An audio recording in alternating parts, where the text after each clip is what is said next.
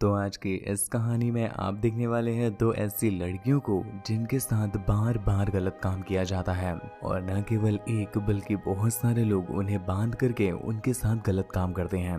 पर फिर उसके बाद उनका क्या होता है, यही हम आज की इस कहानी में देखने वाले हैं। कहानी को स्टार्ट करने से पहले दोस्तों अभी ही चैनल को सब्सक्राइब कर लीजिएगा, क्योंकि कहानी बहुत इंटरेस्टिंग है और आखिर तक कहीं आप भूल ही न जाए। तो मूवी स्टार्ट होती है और हम कैटी और स्लोन को देखते हैं, जो बहुत बिगड़ी हुई लड़कियां होती हैं और अपने फ्रेंड्स के साथ बैठ करके नशे कर रही होती हैं। ये सब कुछ करने के बाद वो अपने फ्रेंड सर्कल के जो लड़के होते हैं उनके साथ मस्तियां करती हैं और फिर वहां से अपने घर चली आती हैं। घर पर इनकी मॉम की बातों से हमें पता चलता है कि वो लोग काम के सिलसिले से न्यूयॉर्क जा रही हैं, क्योंकि उनकी वहां पर जॉब लगी है। जॉब पर जाने से पहले वो कुछ शॉपिंग करना चाहती हैं, इसलिए कैटी के अंकल जेसन, जो कि FBI में डिटेक्टिव होते हैं, पर फिलहाल वो लीव में हैं, इसलिए वो उन्हें शॉपिंग कराते हैं, जिसके बाद अपने घर ले आते हैं। यहाँ पर वो लोग जेसन की गर्लफ्रेंड जेमा से भी मिलते हैं, पर वो ज्यादा बातें नहीं कर पाते क्योंकि जेमा बहुत देर से जेसन का वेट कर रही थी और रात भी बहुत हो गई थी। रात की जरूरतों को पूरा करने के लिए जेमा को जेसन चाहिए था, इसलिए वो उन्हें अपने कमरे में रेस्ट करने बोलती है और जेसन को वो पकड़कर अपने साथ ले जाती है। यहाँ पर वो दोनों बातें कर रही होती है तो डिसाइड करते हैं कि हम लोग नई सिटी में जा रहे हैं, तो वहाँ पर वहाँ के लड़कों से मजे करने के लिए हम लोग अपनी आइडेंटिटी छुपा लेते हैं ताकि घर में कोई शिकायत ना आए। इसलिए वो लोग अपना नाम बदल करके हैदर और रिप्ले रख लेती हैं। अगले दिन जेसन जब उन्हें बस स्टॉप छोड़ने के लिए जाता है तो उसे पता चलता है कि बस आज लेट है और शायद 2 घंटे और लगेंगे। पर जेसन को जरूरी काम होता है, इसलिए वो वहाँ पर रुक नहीं सकता था। तो वो उनसे कहता है कि तुम लोग अपना ख्याल रखना और वहाँ पर पहुँच जाना तो एक कोड वर्ड में मुझे बता देना। इस पर उन लड़कियों को भी कोई प्रॉब्लम नहीं होती, तो वो उसे हाँ बोल देती हैं और उसे जाने देती हैं। उसके जाने के बाद वो लोग पास के ही एक कैफे में बैठ जाती हैं और बस के आने का वेट करती हैं। पर तभी वहाँ पर 2 बहुत हैंडसम से लड़के आ जाते हैं, जिनका नाम जेड और लूकस होता है। और वो दोनों लड़कियां जब उन्हें देखती हैं तो उनके साथ मस्ती करने का मन करता है, इसलिए वो उन्हें अपने पास बिठा लेती हैं और ये सभी बातें करने लगते हैं। तभी जेड उन्हें बताता है कि बस को आने में भी बहुत टाइम लगेगा, तो क्यों ना हम लोग फील्ड में चले और वहाँ पर कुछ मस्ती करते हैं। इस पर हैदर को बहुत अजीब लगने लगता है, पर रिप्ले उससे कहती है कि चलो ठीक है, हम लोग थोड़ी देर के लिए वहाँ पर मस्ती कर सकते हैं। फिर ये लोग उनकी कार में बैठ करके फील्ड की तरफ जाने लगते हैं। पर जब कुछ दूर जा करके उनकी कार रुकती है तो वो देखते हैं वो किसी फील्ड में नहीं बल्कि इनके घर पर आ गई हैं। ये देख करके वो लड़कियां थोड़ा डर जाती हैं, कहीं ऐसा ना हो ये लड़के उनके साथ जबरदस्ती करने लगे। पर तभी उनकी नजर पड़ती है इन दोनों की मॉम पर, जो उन्हें चाय पीने के लिए इनवाइट करती हैं। वो औरत उनसे बहुत प्यार से कहती है, तो वो लोग इस बात के लिए हाँ कर देते हैं और अंदर आकर चाय और पाई खाने लगते हैं। पर तभी उन्हें रियलाइज होता है कि वो ट्रैप हो गए हैं, क्योंकि पाई में कुछ मिलाया हुआ था।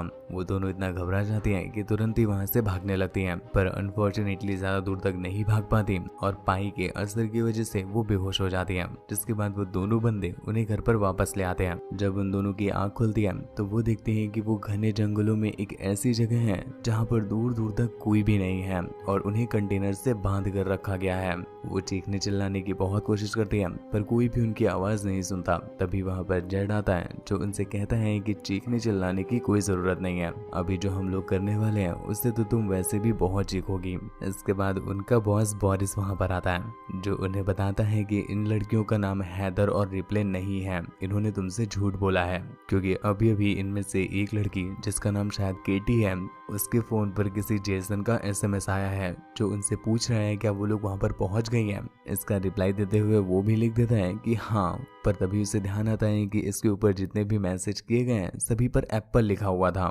तो उसे समझ आ जाता है कि ये लोग कोड वर्ड में बात करते हैं, इसलिए वो भी हाँ के आगे एप्पल लिख देता है। इसके बाद उन लड़कियों के कपड़े हटवा करके उनसे नहाने के लिए कहा जाता है, वो भी उनके सामने।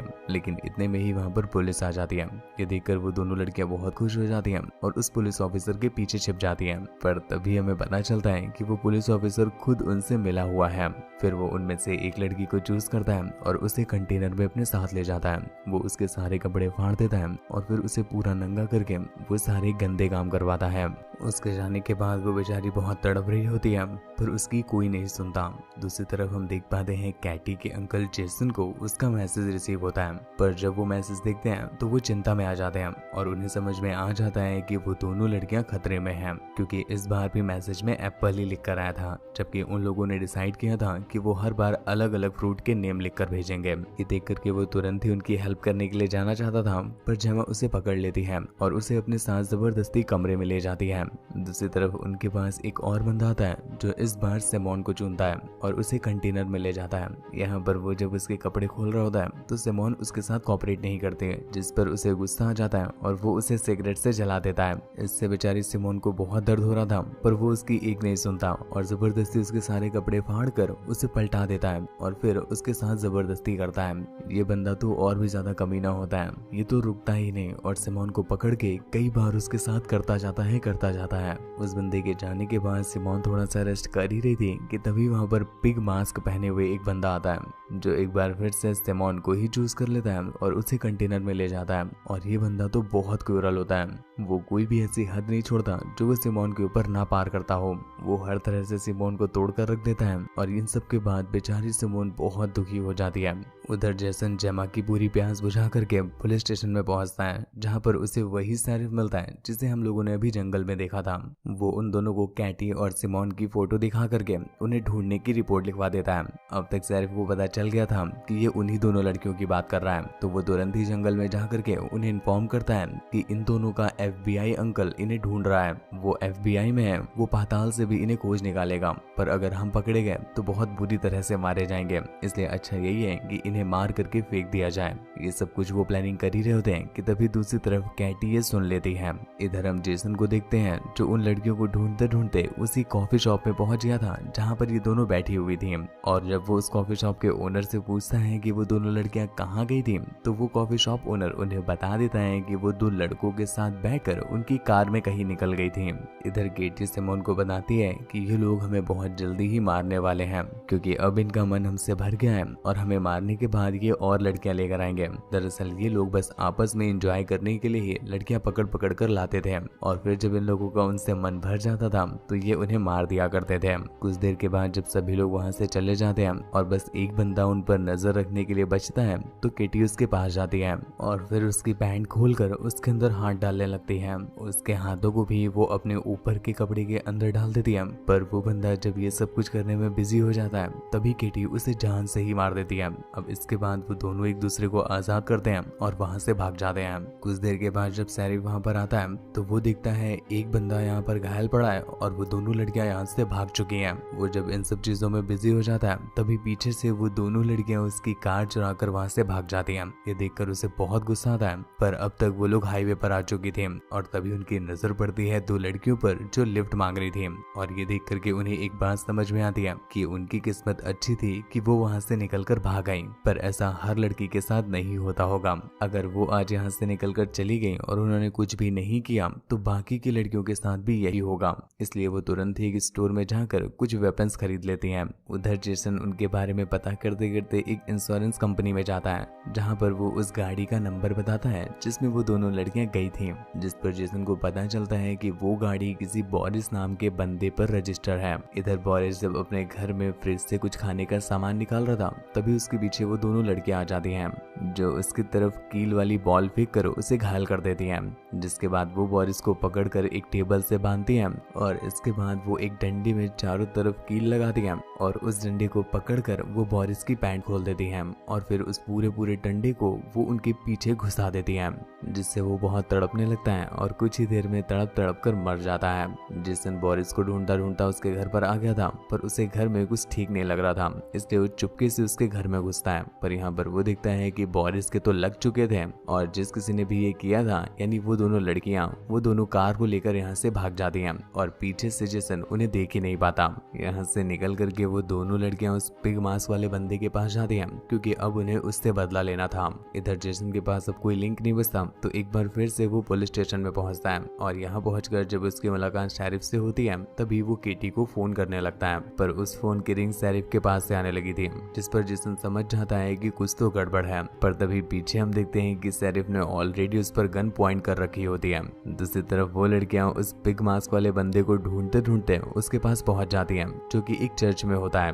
वो उसके सर पर एक बैट मारती हैं और उसे बेहोश कर देती हैं। फिर उसे अपनी गाड़ी में डालकर एक जगह ले जाने लगती हैं, जहां पहुंचकर वो उसे नीचे गिराती हैं और उसे जिंदा ही जला देती हैं। इधर शेरिफ ने जेसन को पकड़ रखा था और वो उसे एक कुर्सी में बांध देता है, लेकिन तभी उसे और लड़कियों के साथ मजे करने का मन कर रहा था, तो वो जेसन को ऐसे ही छोड़कर 2 लड़कियों को अपने साथ ले जाने लगता है। उधर वो उन्हें बांध करके उनके कपड़े खोल रहा था कि इतने में ही वो दोनों लड़कियां यहाँ पर आ जाती हैं और उस शेरिफ को मार कर बेहोश कर देती हैं। अगली सीन में जब उसकी आंख खुलती है तो वो एक चेयर में बंधा होता है और वो दोनों लड़कियां उसके साथ एक गेम खेलने लगती हैं। वो पिस्टल में बस एक बुलेट डालती हैं और बार बार उस शेरिफ पर शूट करती हैं। इधर जेसन को पता ही नहीं होता कि दूसरे कमरे में क्या चल रहा है, बस उसे अजीब अजीब सी आवाजें सुनाई दे रही थी। तभी एक बार वो पिस्टल चल जाती है और वो ऑफिसर वहीं पर मारा जाता है, जिसके बाद वो उन दोनों लड़कियों को छुड़ा देती है और वहां से चली जाती हैं। उनके जाने के बाद वो लड़कियां जेसन को छुड़ाती हैं, पर जेसन को अभी भी पता नहीं चल पाता कि आखिर यहाँ पर हुआ क्या और ये सब कुछ किसने किया। यहाँ से निकल करके वो दोनों लड़कियां जेट की मॉम के पास पहुंचती हैं और उसे भी मार करके बेहोश कर देती हैं। जब उसकी आंख खुलती है तो वो देखती है कि वो एक चेयर से बंधी हुई है और उसके सामने उसका दूसरा बेटा लूकस होता है, जिससे वो लोग उसकी आंखों के सामने बहुत टॉर्चर करते हैं और आखिर में मार देते हैं। इसके बाद बारी आती है उसकी मॉम की, जिसे पकड़ करके वो लोग बहुत बेरहमी से मार देते हैं। जिसके बाद ये सीन यहीं पर कट हो जाता है और सीन शिफ्ट होता है कुछ दिनों के बाद। हम देखते हैं जेसन के घर में जेमी के साथ साथ वो दोनों लड़कियां भी होती हैं और देख करके बिल्कुल भी ऐसा नहीं लग रहा था कि इनके साथ कुछ भी गड़बड़ हुई हो। खैर वो लोग अपना सामान पैक करके यहाँ से न्यूयॉर्क के लिए निकल रही थी, जहाँ पर एयरपोर्ट में उन्हें अपनी कंपनी का एक वर्कर दिखाई देता है जो उन्हें रिसीव करने के लिए आया था, जिससे वो हैंडशेक करती हैं और ये कहानी यहीं पर एंड हो जाती है। तो दोस्तों आपको आज की कहानी कैसी लगी नीचे कमेंट करके जरूर बताना। ऐसी ही और भी ज्यादा इंटरेस्टिंग मूवीज के लिए चैनल को सब्सक्राइब करना बिल्कुल भी ना भूलें। उससे बात वगैरह करनी हो या मुझे देखना चाहते हैं तो आप इंस्टाग्राम पर आ सकते हैं और मूवी डाउनलोड करनी हो तो टेलीग्राम को ज्वाइन कर लीजिएगा। सभी का लिंक नीचे डिस्क्रिप्शन में दिया हुआ है। धन्यवाद।